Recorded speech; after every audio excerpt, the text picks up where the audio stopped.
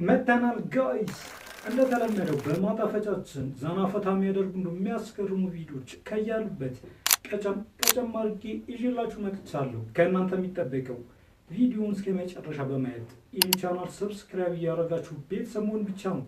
እንደተለመደው በማጣፈጫችን ትንሽ ቆይታ እናደርጋለን። ከዛ ወደ ሳይዝ ቱር ፕሮግራማችን እናልፋለን። የትም ሄድ የለም።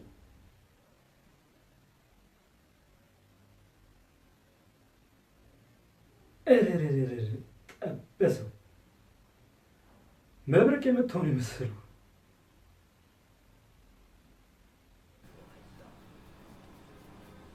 ሞሪሱ ቁንጥሎ እንቅልፉን አልለጠጠው።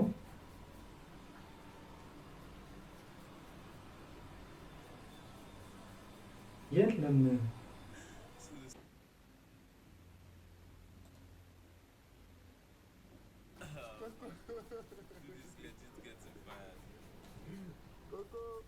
በነገራችን ላይ እንደዚህ አይነት ሰዎች ክብር መስጠት ይኖርብናል።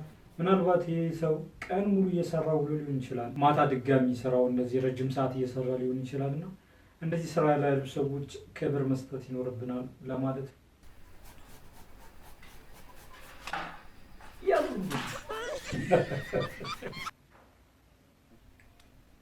ዳቦን በለው ጋገሩት ነው ጠበሱት ነው የሚባለው።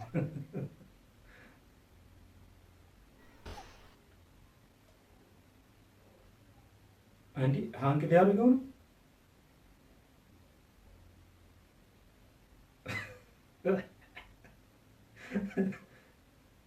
ወይኔ ቁመት ብልጥ ተዘራፊ ነው ሰራለት። እስቲ አሁን ደግሞ አንድ የእንቅልፍ ፕሮግራም ታድመን እንመለስ።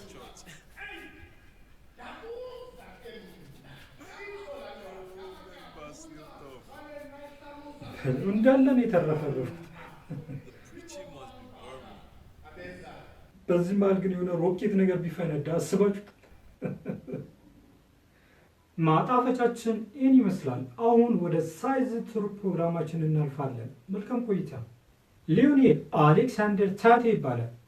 ጥር 30 1987 ተወለደ። እድሜ ልክ እስራት የተፈረደበት ትንሹ አሜሪካዊ ዜጋ ነው። ታቴ የ13 ዓመቱ ልጅ እያለ በ1999 በብሮዋርድ ካውንቲ ፍሎሪዳ ውስጥ የ6 ዓመቷ ቲፋኒ ዩኒክን ባደረሰባት ድብደባ አደገኛ ደረጃ ግድያ ተከሰሰ። ግድያውም ጁላይ 8 1999 ታቴ እየታጠበች ከነበረችው ሕፃን ያጉቱ ልጅ ቲፋኒ ዩኒክ ጋር ብቻቸውን ነበሩ። ልጆቹ ከታች እየተጫወቱ ነበር። የታቴ እናት ዝም እንዲሉ ወይም አትጩሁ ለማለት ጠራቻቸው።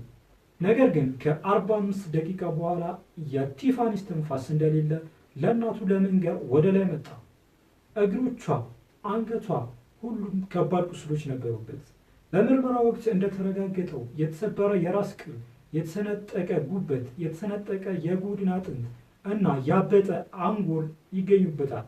እነዚህ ጉዳዮች በአቃቤ ሕግ ተለይተው የሚታወቁት ከ3ኛ ፎቅ ላይ ወድቆ ሊደርስ ከሚችል አደጋ ጋር ወይም ጉዳት ጋር ተመሳሳይነት አላቸው።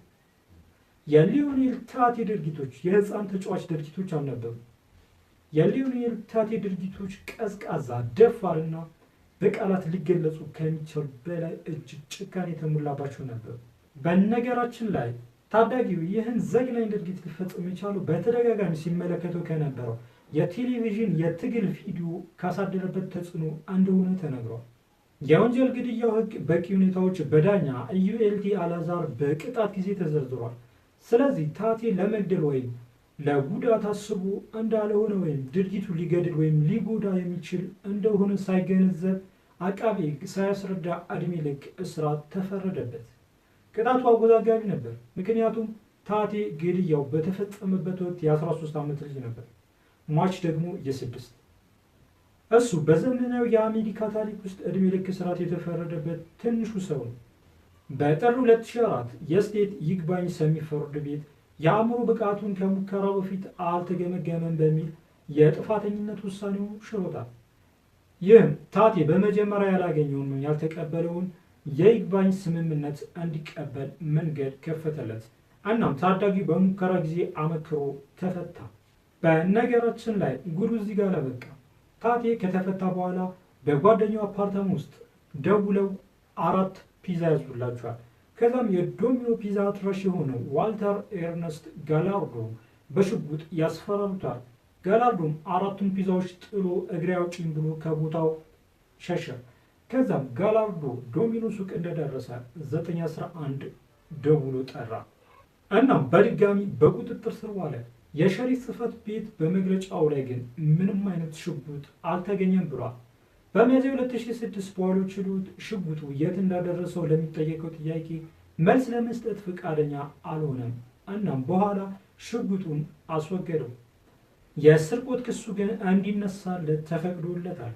ነገር ግን በመጨረሻም ግንቦት 18 ቀን 2006 የሙከራ ጊዜውን በመጣስ ሌላ ወንጀል በመስራት የ30 ዓመት እስራት ተፈርዶበት ወደ እስር ቤት ተመለሰ።